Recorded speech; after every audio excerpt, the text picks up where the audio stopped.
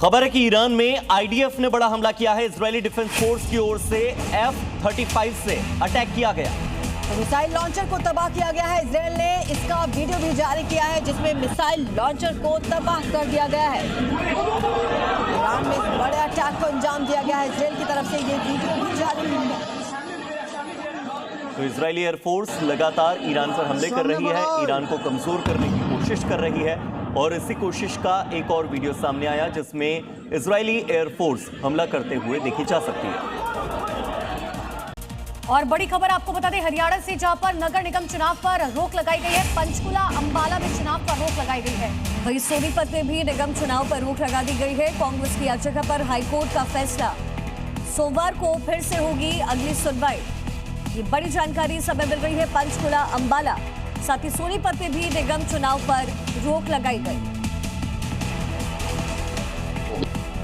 वार्डबंदी पे objection submit किए थे और कहा था कि आप वार्डबंदी को ठीक कर लीजिए, लेकिन प्रशासन, पंचकुला प्रशासन ने, नगर निगम ने भाजपा नेताओं के दबाव में एक तरफा उनकी फेवर करके वार्डबंदी की। तो अल्टीमेटली फिर हमारे साथियों पूर्व पार्षदों को, उसमें तो पार्षद पूर्व हो गए ना, उसके बाद तो उसमें 6 पार्षद पूर्व हैं जिसमें उषा रानी है। ईरान ने इजरायली ड्रोन को ढेर कर दिया है। बड़ी खबर सामने आ रही है शिराज शहर से, जहां पर इजरायली ड्रोन को नष्ट कर दिया गया। इजरायल के 2 ड्रोन मार गिराए गए हैं। तस्वीरें भी जारी की गई हैं। इजरायल के 2 ड्रोन हवा में ही नष्ट किए गए।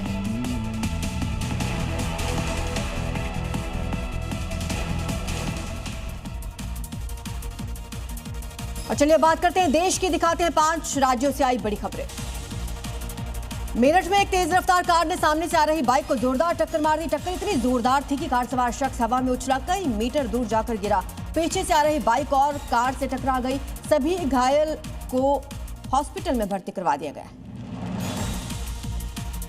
औरैया में प्रशासन ने अवैध प्लॉटिंग के खिलाफ बड़ी कार्रवाई की और बुलडोजर की मदद से कई बीघा जमीन पर फैले हुए प्लॉटिंग को ध्वस्त कर दिया। प्रशासन के मुताबिक बिना नक्शा पास करवाए भूमाफिया प्लॉटिंग करके जमीन बेच रहे थे।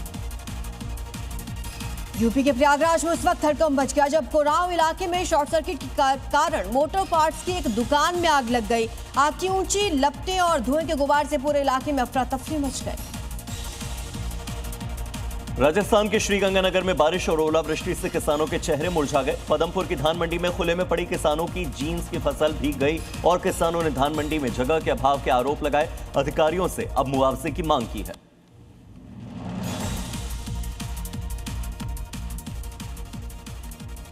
बात करते हैं बंगाल चुनाव की, जहां पर जाहिर है सियासी तनाव है क्योंकि बंगाल में आने वाले वक्त में चुनाव है।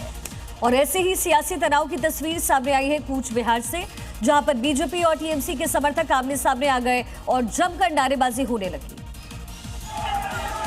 एक तरफ जय बांग्ला के नारे तो दूसरी तरफ जय श्री राम का उद्घोष। दक्षिणी कूच बिहार के विधानसभा क्षेत्र में दोनों पार्टियों के समर्थक रैली कर रहे थे, तभी दोनों आमने सामने आ गए और जमकर नारेबाजी होने लगी।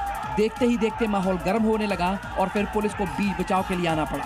इस दौरान दोनों तरफ से नारेबाजी हो रही थी। एक तरफ से जय बांग्ला तो दूसरी तरफ से जय श्री राम का नारा गूंज रहा था। आपको बता दें कि दोनों ही पार्टियों के उम्मीदवार एक ही समय पर नामांकन पत्र दाखिल करने पहुंचे थे।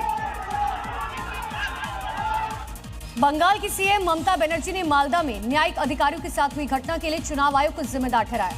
साथ ही उन्होंने आयोग पर कानून व्यवस्था को संभालने में नाकाम रहने का भी आरोप लगाया। सीएम ममता ने चुनाव आयोग पर निशाना साधते हुए कहा है कि राज्य के मुख्य सचिव, गृह सचिव और पुलिस महानिदेशक जैसे बड़े अधिकारियों को चुनाव आयोग ने हटा दिया है। उन्होंने कहा कि मेरी सारी शक्तियां भी छीन ली गई हैं। ममता ने आरोप लगाते हुए कहा कि उन्होंने अपने राजनीतिक जीवन में ऐसा चुनाव आयोग पहले कभी नहीं देखा।